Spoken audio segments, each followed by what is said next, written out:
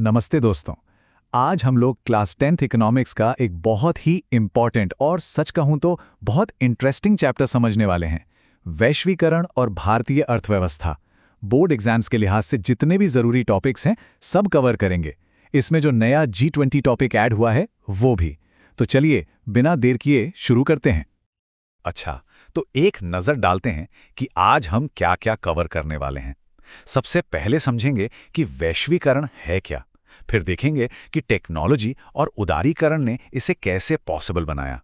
इसके बाद एकदम नया G20 टॉपिक भी देखेंगे और आखिर में सब कुछ फटाफट रिवाइज करेंगे।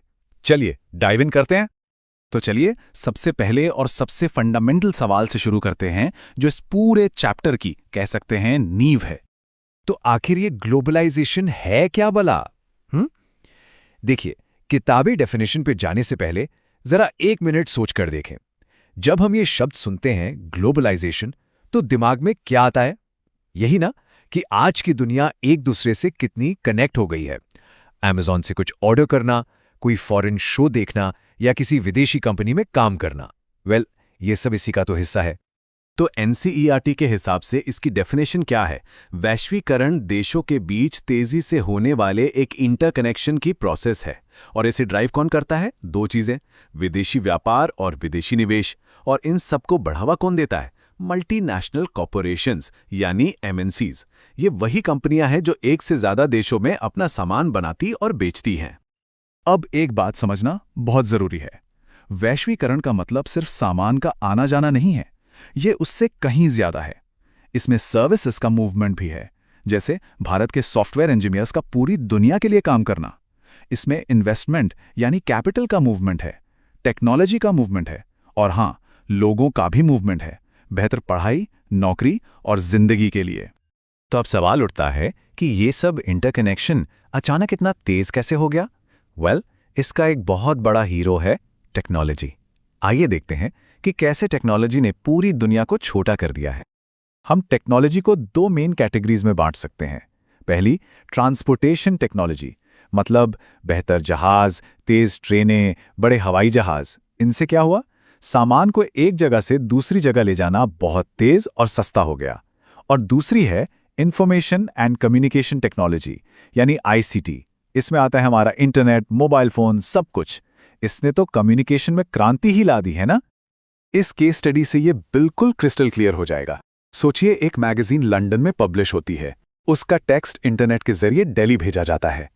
दिल्ली में उसे डिजाइन करके प्रिंट किया जाता है, क्योंकि यहां ये काम सस्ता है।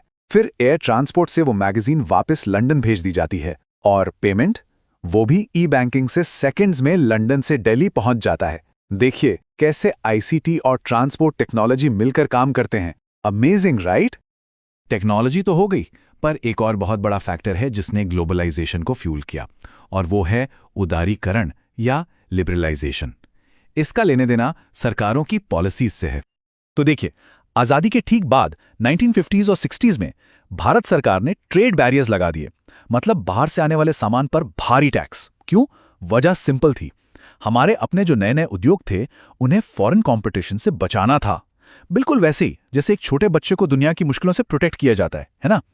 लेकिन 1991 आते आते सरकार को ये रियलाइज हुआ कि भाई अब हमारे इंडस्ट्रीज बड़े हो गए हैं, अब उन्हें कंपटीशन फेस करने देना चाहिए ताकि उनकी क्वालिटी और परफॉर्मेंस दोनों इंप्रूव हों। इस टेबल से बिफोर और आफ्टर की पिक्चर बिल्कुल साफ हो जाती है। 1991 से पहले हमारी इकोनॉमी प्रोटेक्टेड थी, आयात पे रिस्ट्रिक्शंस थे, विदेशी इन्वेस्टमेंट लिमिटेड था और कंपटीशन भी कम था। 1991 के बाद इकोनॉमी लिबरल हो गई, मतलब खुल गई। इंपोर्ट एक्सपोर्ट आसान हो गया, फॉरेन कंपनीज को आने दिया गया, जिससे कंपटीशन बढ़ा और अल्टीमेटली क्वालिटी इंप्रूव हुई।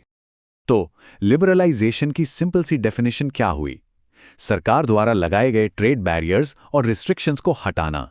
बस जब सरकार ये रुकावटें हटा देती है तो बिजनेस फ्रीली डिसाइड कर पाते हैं कि उन्हें क्या इंपोर्ट करना है और क्या एक्सपोर्ट। इसी से तो ग्लोबलाइजेशन को असली पुश मिला। चलिए अब सिलेबस में जो ये नया टॉपिक ऐड हुआ है उसे समझते हैं। देखिए, जब दुनिया इतनी कनेक्ट हो गई तो जरूरी मुद्दों पर साथ मिलकर बात करने के लिए ग्लोबल फोरम्स भी तो चाहिए, और G20 ऐसा ही एक बहुत पावरफुल फोरम है। ये एग्जाम के लिए सुपर इंपॉर्टेंट है। तो G20 जैसा नाम से ही पता चल रहा है, ग्रुप ऑफ 20 है। इसमें 19 देश हैं और एक यूरोपियन यूनियन। इसे 1999 में बनाया गया था और इसका मेन काम है इंटरनेशनल इकोनॉमिक कोऑपरेशन को बढ़ावा देना, मतलब आर्थिक मामलों में एक दूसरे का सहयोग करना। और G20 पावरफुल क्यों है, जरा ये आंकड़े देखिए। G20 देश मिलकर दुनिया की 85% जीडीपी कंट्रोल करते हैं। दुनिया का 75% इंटरनेशनल ट्रेड इन्हीं देशों के बीच होता है और दुनिया की 2/3 आबादी इन्हीं G20 देशों में रहती है। मतलब आप समझ सकते हैं कि इनके डिसीजंस पूरी दुनिया के लिए कितने मायने रखते हैं। और जो सबसे रीसेंट और प्राउड डेवलपमेंट है वो ये कि भारत को G20 की अध्यक्षता यानी प्रेसिडेंसी करने का मौका मिला। ये एक बहुत बड़ी बात है और इसीलिए ये टॉपिक आपके सिलेबस का हिस्सा बना है। भारत की G20 प्रेसिडेंसी की थीम थी वसुधैव कुटुंबकम। इसका मतलब है one earth, one family, one future. ये आइडिया दिखाता है कि भारत पूरी दुनिया को एक परिवार की तरह देखता है, जहां हम सबका भविष्य एक दूसरे से जुड़ा हुआ है। अपनी प्रेसिडेंसी के दौरान भारत ने इन 6 मेन प्रायोरिटीज पर फोकस किया। इसमें ग्रीन डेवलपमेंट मतलब पर्यावरण को बचाते हुए विकास करना, इंक्लूसिव ग्रोथ यानी विकास का फायदा सब तक पहुंचाना, और विमेन लेड डेवलपमेंट जैसे बहुत इंपॉर्टेंट मुद्दे शामिल थे।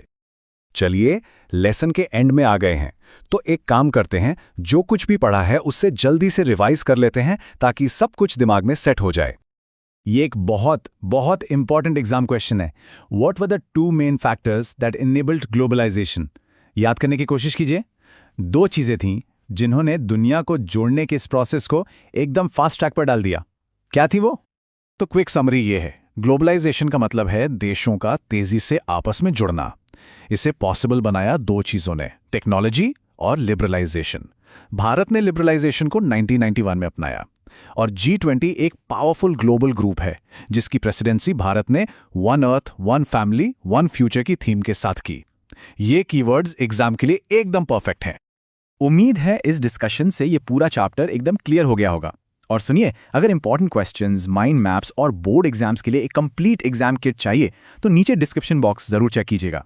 देखने के लिए बहुत बहुत धन्यवाद। और हाँ, अगर ये सेशन हेल्पफुल लगा तो प्लीज़ इसे लाइक करें, अपने दोस्तों के साथ शेयर करें और चैनल को सब्सक्राइब करना बिल्कुल ना भूलें। मिलते हैं अगले सेशन में।